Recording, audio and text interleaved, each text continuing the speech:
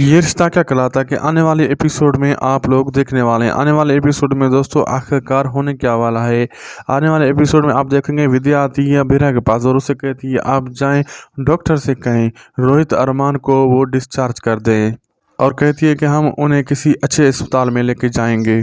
और अभीरा कहती है हम ऐसा नहीं कर सकते। विद्या कहती है ये बातों का वक्त नहीं है, और वो चलाती है और जाती, वो कहती है कि मैं खुद जाकर कहती हूँ। और अभीरा उन्हें रोक लेती है और कहती है नहीं मां नहीं। अभीरा कहती है अरमान और रोहित का अंदर अच्छे से इलाज चल रहा है। और विद्या कहती है नहीं इन्हें इलाज करना नहीं आता है, ये डॉक्टर कुछ नहीं जानते।